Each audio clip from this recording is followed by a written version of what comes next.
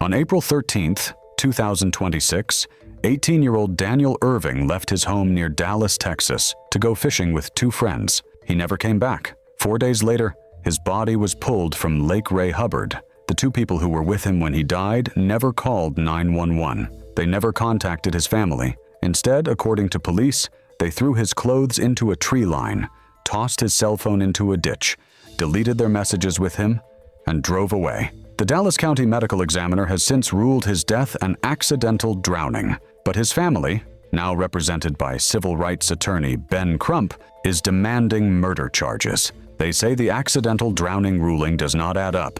Daniel Erving was a member of his high school swim team. Daniel was a senior at Sachse High School in the Dallas suburb of Sachse, Texas. His family described him as an honor roll student and a member of the school swim team. His mother, Tameka Erving, called him her guardian angel, a young man who stayed out of trouble and had a bright future ahead of him. He went by the nickname Mike. Lake Ray Hubbard sits about 15 miles east of downtown Dallas, bordering the city of Rowlett. Near its shore, a railroad bridge spans a stretch of water close to the 6300 block of Miller Road. That bridge is where Daniel, 19-year-old Lucas Roper, and a juvenile drove to on the afternoon of April 13, 2026. According to the arrest affidavit, the three had plans to fish and swim.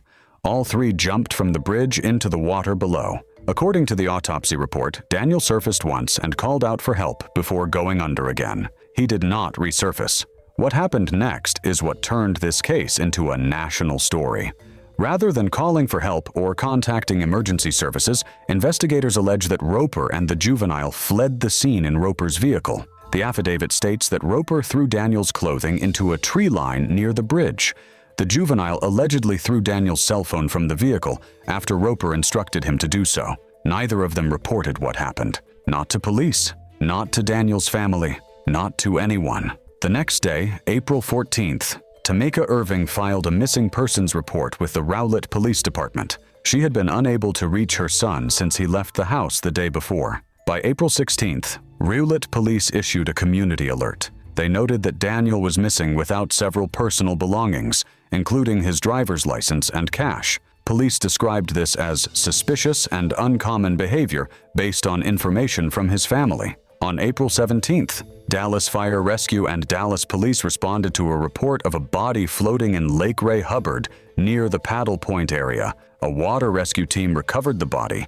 It was later identified as Daniel Erving through an autopsy conducted by the Dallas County Medical Examiner's Office. His body had been in that lake for 4 days. Because the death occurred within the city of Dallas, the Dallas Police Department took over the investigation from Rowlett Police. 3 days after Daniel's body was recovered, on April 20th, Dallas and Rowlett detectives conducted a voluntary interview with Lucas Roper at Sachse High School. During that interview, Roper allegedly admitted that he had panicked after Daniel drowned. He told detectives that he and the juvenile fled the scene. Roper also admitted to deleting all cell phone communications between himself and Daniel. According to the arrest affidavit, Roper stated that he was aware there would be an investigation into Daniel's death, and that he did not want to get into trouble. Investigators examined Daniel's recovered cell phone. It still contained text messages and phone calls between Roper and Daniel from the day they went to the lake. A review of Roper's phone confirmed that he had deleted all of those same communications from his device. The juvenile cooperated with investigators and showed detectives where Daniel's cell phone and clothing had been discarded. Those items were recovered.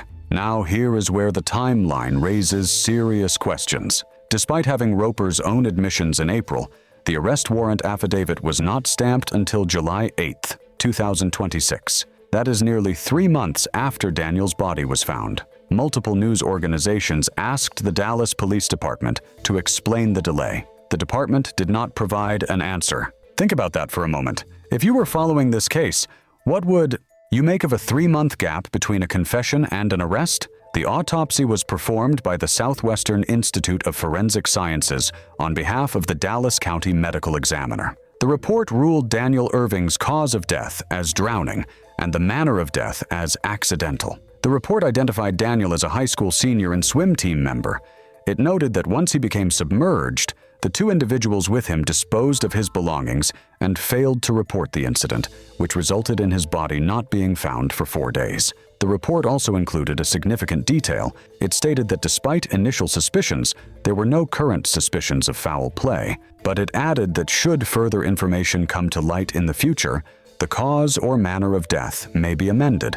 The physical evidence collected includes Daniel's recovered cell phone, his clothing found in the tree line, cell phone data extracted from both Daniel's and Roper's devices, and witness statements from both Roper and the juvenile. On July 9, 2026, Dallas police arrested Lucas Roper on a charge of tampering with physical evidence, a third-degree felony under Texas law. He was granted a $10,000 bond. The juvenile was also arrested on the same charge. Neither has been charged with any crime related to causing Daniel's death. It is unclear whether either has retained an attorney. Both are presumed innocent unless convicted in a court of law. Daniel's family held a press conference on July 13th alongside attorney Ben Crump and attorney Sean Derridia. Tameka Erving told reporters she wanted justice for her son. Derridia publicly disputed the accidental drowning finding, pointing to Daniel's swimming background and the alleged effort to conceal evidence after his death. The family is urging the Dallas County District Attorney to take the case before a grand jury for potential homicide charges. They are also conducting their own independent investigation. Derridia told reporters the family disagrees with the autopsy findings because the investigation is still ongoing. The Dallas Police Department has stated that the matter remains an active criminal investigation and pending prosecution. What do you think? Based on everything presented in the affidavit, do the current charges reflect what happened that day?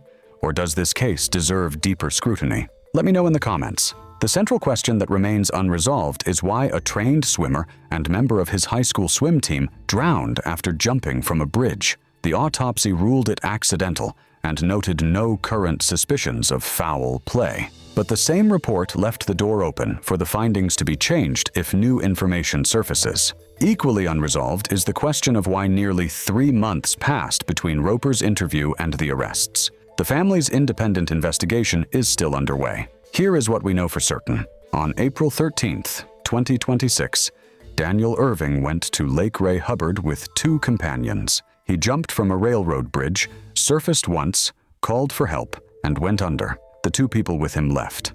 They discarded his belongings. They deleted their communications with him. They told no one. His mother reported him missing the next day. His body was found 4 days later. 3 months after that, 2 arrests were made on evidence tampering charges.